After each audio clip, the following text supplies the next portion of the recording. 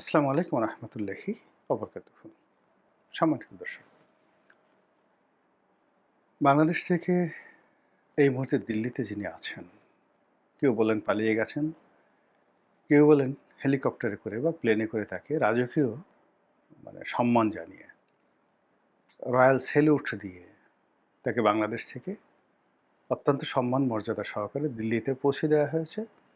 আর দিল্লি সরকার তাকে রাজকীয় মেহমান রূপে গ্রহণ করেছে এবং তিনি রাজার হালে সেখানে বিদেশি মেহমান রূপে নরেন্দ্র মোদীর সমপর্যায়ের সেফটি সিকিউরিটি নিয়ে জৌলুসে তিনি আছেন। বলার চেষ্টা করছেন আমরা কিছুই জানি না। তিনি সেখানে প্রাসাদে থাকেন। সেই প্রাসাদে তার সঙ্গে তার বোন শেখ রেহানা থাকেন। তার সন্তান সন্ততি জয়, পুতুল এবং শেখ রেহানার সন্তান সন্ততি অবাধে সেখানে যাতায়াত করেন। তারা ভারত সরকারের শাহী খাবার খান এবং সেখানে বসে তিনি সাক্ষাৎকার দেন, ইন্টারনেট চালান। আমরা যারা টকশো করি, আমাদের সেই টকশো দেখেন। সেখানে বসে তিনি বাংলাদেশের তার হাজার হাজার নেতাকর্মীদের সঙ্গে কখনো ইন্ডিভিজুয়াল, কখনো কালেকটিভলি তিনি অংশগ্রহণ করেন ভিডিও কনফারেন্সে, কখনো কখনো অডিও কনফারেন্সে, বেশিরভাগ সময় অডিও কনফারেন্সে। তার দলের যারা নেতাকর্মী রয়েছেন লন্ডন, আমেরিকা, ফিনল্যান্ড থেকে শুরু করে হেলসিঙ্কি থেকে শুরু করে অন্যান্য যেখানে যেখানে আছেন, Europe, America, Australia, Singapore, Canada, যেখানে যেখানে যত নেতাকর্মী আছেন সবার সঙ্গে তার আন্তর্যোগাযোগ আছে। দল বেঁধে সবাই নেত্রীর সঙ্গে দেখা করার জন্য সেখানে আছেন এবং তাদের বক্তব্য অনুযায়ী শেখ হাসিনা মনে করেন বা তাকে মনে করানো হচ্ছে বা এরকম একটা আবহ তৈরি করা হচ্ছে যে you are in rest, not in exile. অনেক পরিশ্রম করেছেন 17 বছরে। তো এই 17 বছরে আপনার আসলে একটা রেস্ট দরকার। আপনি এখানে আছেন, প্রধানমন্ত্রী হিসেবে আছেন। আমরা পথের জঞ্জালগুলো সব ক্লিয়ার করে দিচ্ছি। আবার আপনি গিয়ে প্রধানমন্ত্রী রূপে ক্ষমতা আরোহণ করবেন। এইভাবে আওয়ামী লীগের যারা অতি চালাক মানুষ, বুদ্ধিমান মানুষ, তারা প্রধানমন্ত্রী, সাবেক প্রধানমন্ত্রী তার সঙ্গে কথা বলার পরে বা দেখা করার পরে এই ধরনের অভিব্যক্তি ব্যক্ত করেছেন যে শেখ হাসিনার যে চিয়ার্স, তার চিয়ার্স মানে তার যে অনুভূতি, আনন্দের অনুভূতি, এটা অতীতের যে কোনো সময় আসছে বেশি। তার স্বাস্থ্য ভালো হয়ে গেছে, কণ্ঠস্বর ভালো হয়ে গেছে, বুদ্ধিও বেড়ে গেছে। তো এই গেল একটি অংশ। অন্যদিকে ইউনূসের জামানাতে যেই জিনিসগুলো আমরা শুনেছিলাম সেটা এখন আর শোনা যাচ্ছে না। বিচারে ফাঁসি হবে, ফাঁসি হয়েছে, আরও ফাঁসি হবে, তাকে ধরে আনা হবে। নরেন্দ্র মোদীর কোনো ওয়ে নেই শেখ হাসিনাকে বাংলাদেশের কাছে হস্তান্তর করা ছাড়া, অন্য কোনো কিছু করা ছাড়া। তো সেটা যখন ডক্টর ইউনূসের সরকারের পতন হলো, এখন উল্টো হয়ে গেছে পরিস্থিতি যে ডক্টর ইউনূসের বিচার কবে হবে, তার কি ফাঁসি হবে, এই শিশু হত্যার জন্য তার বিরুদ্ধে যে মামলা হবে সেই মামলায় তার কি ফাঁসি রায় হবে, ৩২ নম্বর ভাঙা রায় কি হবে, একটি সরকারকে উচ্ছেদ করার পরিণাম কি হবে, সংবিধান যাকে বলা হয় অবমাননা করা, সংবিধান শুধু অবমাননা না করা, সংবিধান লঙ্ঘন করা, এই কাজগুলো করার ফলে তার কি কি হতে পারে, এই বিষয়গুলো নিয়ে আলোচনা করার ফলে কি হলো, ডক্টর মোহাম্মদ ইউনূস এবং তারা যারা লোকজন রয়েছে সঙ্গত কারণে কেউ আর সুস্থ নেই। তাদের সামনে বড় একটা রাজহাঁসের ডিম আনলে তারা এটাকে টিকটিকি ডিমের মতো দেখে। টিকটিকি ডিম যদি একটা টিকটিকি ডিম তারা দেখে, অবচেতন মনে তারা ওটাকে একটা গোখরা সাপের ডিম মনে করে আতঙ্কে থাকে। এরকম একটা অবস্থা তৈরি হয়েছে। এরপরে নতুন সরকার এলো। নতুন সরকার আসার পরে সবাই যেটা আশা করেছিল যে আওয়ামী লীগের সঙ্গে তাদের একটা সমঝোতা হয়েছে বা হবে, দিল্লির সঙ্গে একটা সমঝোতা হয়েছে বা হবে, কিন্তু সেটা হয়নি। এটা বুমেরাং হয়ে গেছে। শেখ হাসিনা স্বয়ং বলছেন যে আমাদের সঙ্গে বেইমানি করা হয়েছে, আমরা তাদেরকে ভোট দিয়েছি, আমাদের নেতাকর্মীদের হাতে পায়ে ধরা হয়েছিল, এই জন্য আমরা ভোট দিয়েছি এবং এই ভোট পাওয়ার পর এখন বিএনপি আমাদেরকে ভুলে গেছে, আমরা তাদেরকে ছাড়বো না, কড়াই গুন্ডায় প্রতিশোধ আদায় করব, এ সকল কথাবার্তা হচ্ছে। অন্যদিকে পশ্চিমবঙ্গে শুভেন্দু ক্ষমতা আসার পরে পুরো পশ্চিমবঙ্গের সঙ্গে বাংলাদেশের যে সীমান্ত, সেই সীমান্ত রীতিমতো তোলপাড় চলছে। প্রায় প্রতিদিন পতাকা বৈঠক হচ্ছে বিজিবির সঙ্গে, বিএসএফের সঙ্গে, পাল্টা গোলাগুলি হচ্ছে, বেশ কয়েকটা হত্যাকাণ্ড হয়ে গেছে।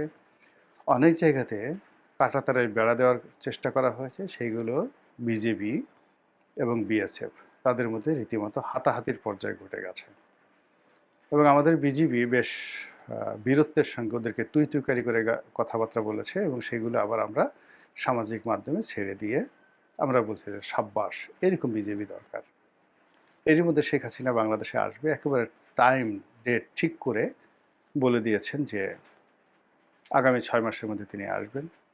আর তিনি আসার জন্য ইতিমধ্যে ট্রাভেল পাস চেয়েছেন, অর্থাৎ বাংলাদেশের যে দূতাবাস রয়েছে সেই দূতাবাসে ট্রাভেল পাস চেয়েছেন বাংলাদেশে আসার জন্য। এই ধরনের খবর প্রচার করা হচ্ছে। এই হলো অ্যাজ এ হোল। এখন এগুলো নিয়ে আমাদের রাজনীতিতে কি হচ্ছে?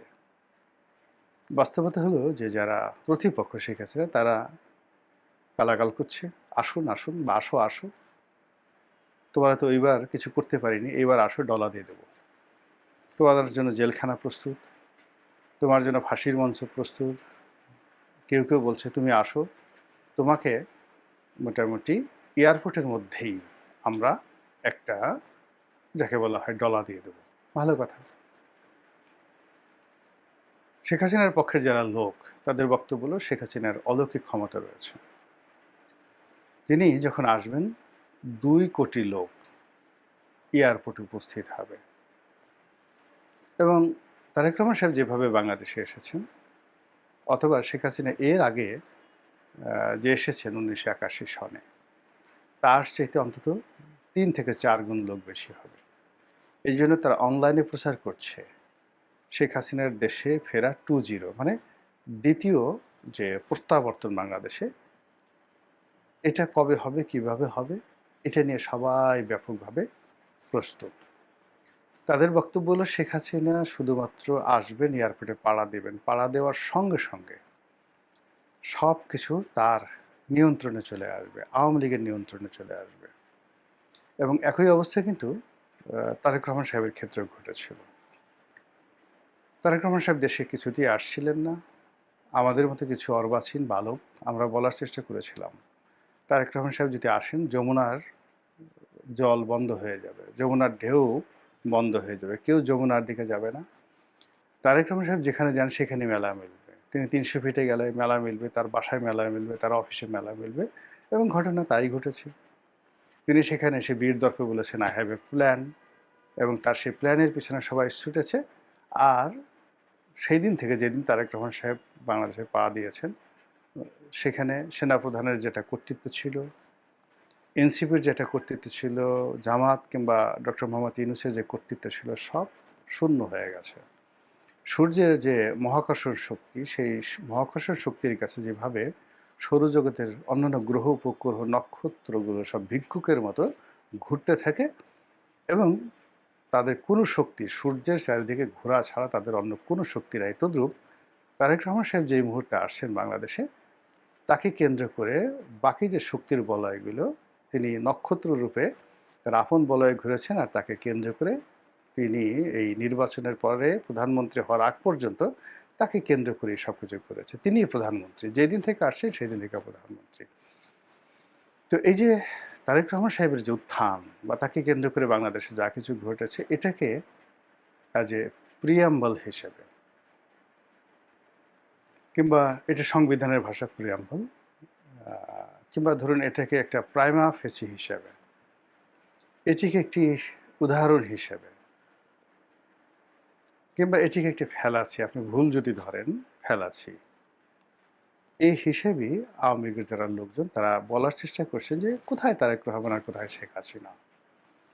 তার যে ক্ষমতা, তার যে কানেক্টিভিটি, তার যে প্রাজ্ঞতা, তার যে সাহস, তার যে শক্তি, এবং তার পেছনে যে সকল দেশি বিদেশি শক্তি রয়েছে, সেই দেশি বিদেশি শক্তির উপর ভর করে তিনি খালি এয়ারপোর্টে নামতে হবে না, দিল্লি থেকে যেদিন প্লেনে উঠবে এবং ওই প্লেনে তিনি দিল্লি থেকে রওনা করেছেন, সঙ্গে সঙ্গে সেই ছবি ইন্টারনেটে ছড়িয়ে পড়বে। সেই ছবি লাইভ টেলিকাস্ট করবে